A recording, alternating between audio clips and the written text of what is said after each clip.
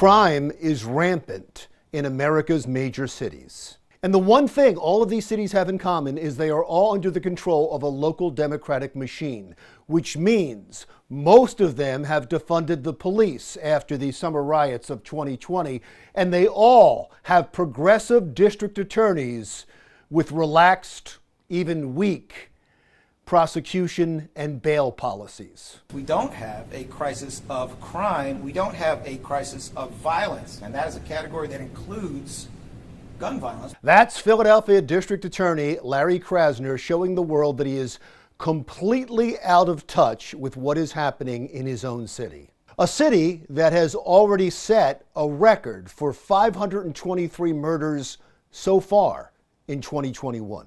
Although Krasner denies that's happening, Philadelphia Police Chief Danielle Outlaw takes it personally. It sickens me, given that I personally feel responsible for everyone's well-being, but it's just far too many.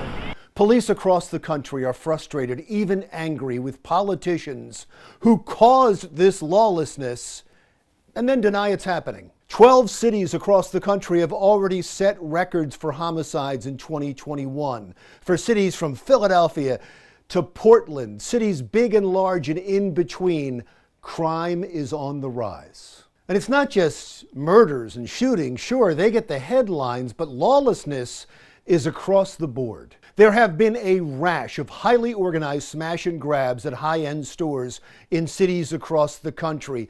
Cities with understaffed and underappreciated police departments, laws that encourage such behavior, and progressive district attorneys, city councils, and mayors who somehow believe that being soft on crime is a winning strategy. Of course we were going to have a major spike in crime. What would you expect with cities across the country who have a policy of arresting less, prosecuting less, and allowing more free to go without bail? And the really sickening part of all of this is that those who are directly responsible refuse to take responsibility. Some of the retailers downtown in Michigan Avenue, I will tell you, I'm disappointed that they're not doing more to take safety and make it a priority. For example, we still have retailers that won't institute plans like having security officers in their stores, making sure that they've got cameras that are actually operational. That is Chicago Mayor Lori Lightfoot with a textbook example of blaming the victims, when the blame clearly lies with politicians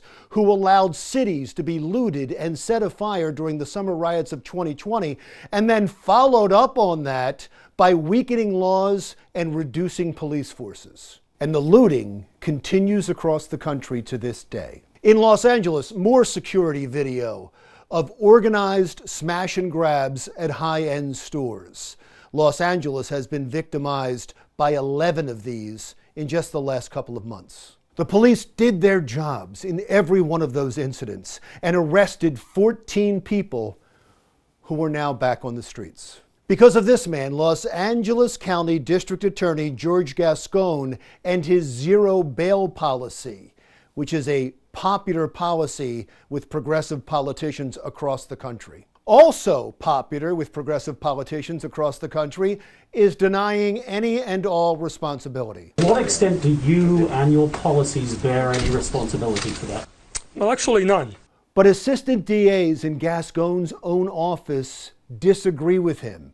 There has been a revolt there by prosecutors who are sick and tired of allowing criminals to go free. Releasing criminals, not charging crime, does not work in Los Angeles, and it's not making anybody any safer. Kudos to the people of Los Angeles County who have started a recall movement to get rid of Gascon. Enough is enough. We are determined to restore public safety in Los Angeles and end Gascon's reign of terror over this community. When are citizens in cities and the rest of the country going to say enough is enough? I know recalls aren't possible in every city, but there are elections. If you keep putting the same soft on crime candidates into office, then you have to share responsibility for what's happening to your city. I'm Larry Menti. We'll talk again soon.